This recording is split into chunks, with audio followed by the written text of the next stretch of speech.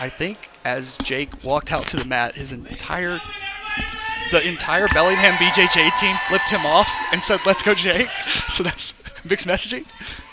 All right, Jake Whitfield versus Mike Costello. No gi action going down. Both these guys kind of more well known, especially Jake, for their gi game. Do you see a lot of that on Toro Cup where people switch from gi to no gi fairly often, or do people kind of stick with one? I think there's always going to be people who have a preference, but I think Mike, especially in the last few years, Mike has become one of those guys who just says whatever I can get, whatever match I can get. And I think he's also switched camps a couple times, and maybe he's just like at a school now where no gi's more prioritized, and that's why we've seen him turn that corner. I know he used to be with ZR. Collar ties for both guys.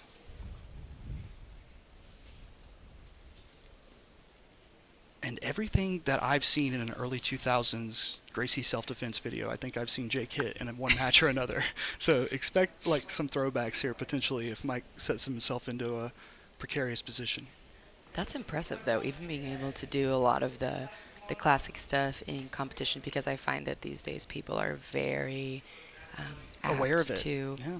Yeah, well, and people want to be flashy, right? Mm-hmm. So they want to do a lot of fun, fancy jiu-jitsu. So when you see those good, solid classics, I love that. I'm a big fan.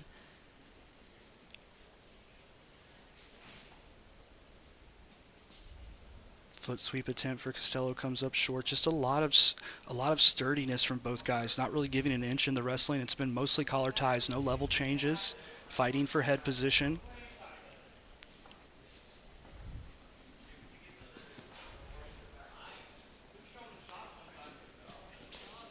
Nice front headlock. He has his hand connected. He's going to sweep over the top. Beautiful guillotine Right into butterfly. the mount. Mike thought about tapping, or it looked like he was maybe about to frame or tap.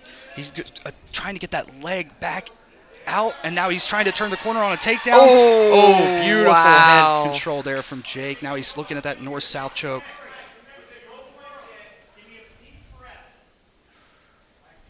And I can hear Mike Costello breathing from up here.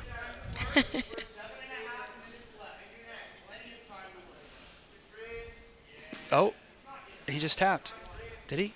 Oh, no. I think maybe he was... Oh, his hand was like hovering maybe? Yeah, it's tight, though. You can tell. He might be trying to do this like running man style escape where he Ooh. rolls through, and he did get enough space to roll through. Wow. Recovers, brings his butterfly hooks in. That was so close. Mike Costello somehow survives, and now he's out with the butterfly guard.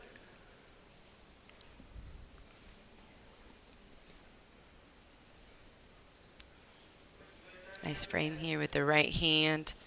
Yeah, Jake Whitfield trying to keep those butterfly hooks subdued, but Mike really doing a good job of moving that weight around, not keeping everything loaded on his hammies. Yeah, Mike does a great... It looks like he may have been trying to enter a false reap there. Yeah, but Definitely looking for some leg entanglements, but now he has that head and arm connection on his left shoulder being pinned to the ground, but is still able to get his butterfly hooks in. got that frame there. I thought he was going to maybe look for a shoulder crunch sweep, but actually it looks like he's very preoccupied with trying to find that heel. Oh, he's rocking right into that. Belly down on that foot now. How close is this? It's hard to tell from our angle here. Yeah, he's going to have some hip pressure, though, once he starts to extend. You can see his hips are elevated. I think he's waiting to get the right angle and the right grip on the foot. Oh, but he actually lost the foot altogether and now has his back exposed. Jake Whitfield working on this pass now. And you'll probably hear me say this a lot because it's been on my mind a lot since it was told to me, but energy expenditure doesn't come from trying to pass, or doesn't come from passing the guard. It comes from trying to pass the guard. And I was saying, Jake's being pretty careful with his weight and pretty patient here. The more he starts moving around and failing, but it looks like that one was really nice with that step around, secured the hips. Goes to knee on belly. Yeah, you see a lot from really talented guard players. They time their hip switches so well so that they're not really fighting against the knee shield so often, because they're able to flop at the right angle to collapse the knees together instead of fighting head on. Ooh, almost like a semi-Peterson roll attempt here from Costello, using that pressure on the knee to get some compliance from Whitfield here.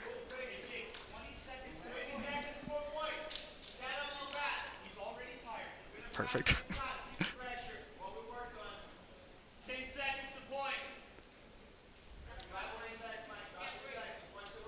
overhook attempt, but we see the frame on the inside of the armpit from Costello.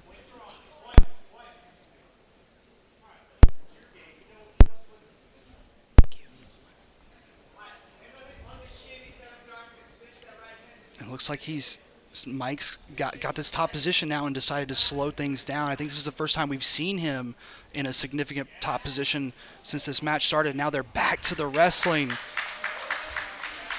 And we are in points time now as well.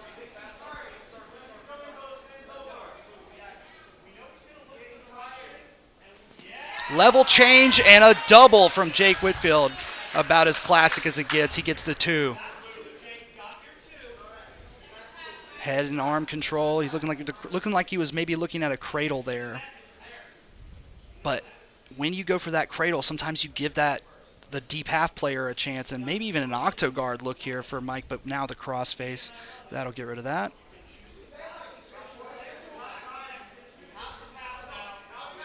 Oof. That handcuff under the waist. That'll kill your escape real quick.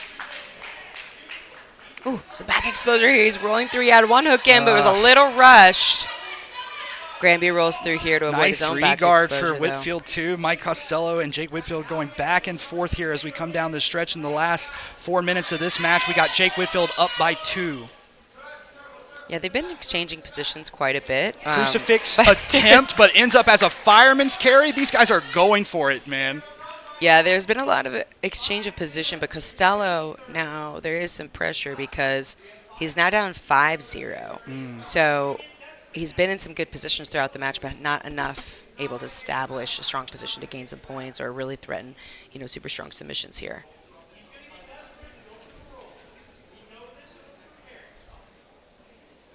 And you notice that Jake's not going to rush this one this time. He's playing that weight real safe to the back. Looks like he's trying to get the inside wrist ride or some kind of wrist control across the body. Now same side. Costello's circling a little bit. A lot of disconnection allowed by Jake there. Just enough for Mike to slide up under. He looks like he might be able to turn this out, but Jake's so strong with this turtle control. With one hand, he's able to secure him. You'll notice that Jake does a great job at riding low on the hips. He obviously jumps on now, has both hooks in, but earlier in the match he would ride the turtle position kind of high and let the hips escape because Michael has a really good ability to roll through and go underneath and entangle the legs and regard. But that time Jake had a grip around the lower hips, and so he was staying very low, so that way you're not really able to roll through and regard without exposing yourself into side control. And now we see Mike Costello looking at the legs as he has been all match, looking for the answers down there to a 9-0 deficit.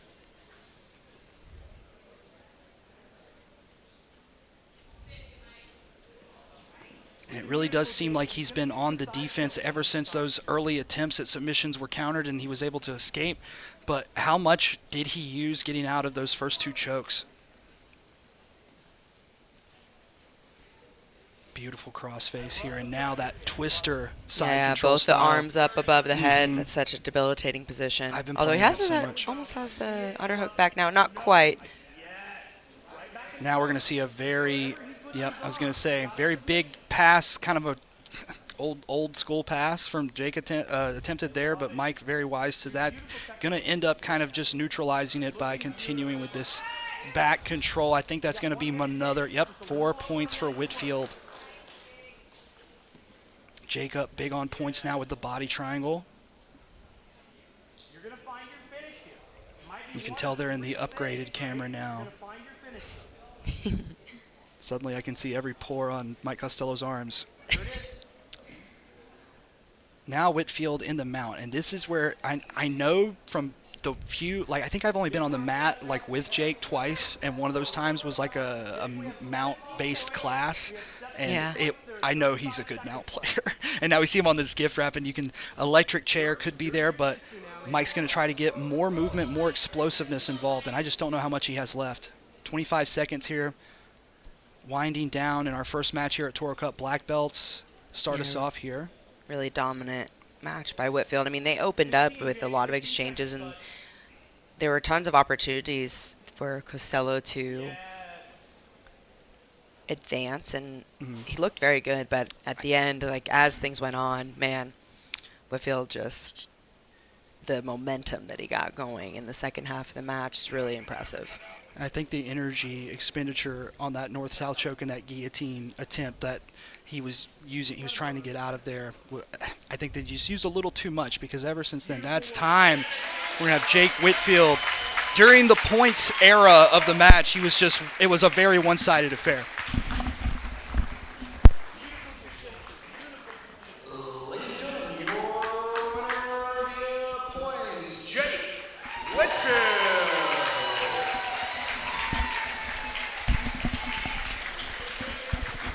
Jake Whitfield picking up our first win here at Toro Cup 32.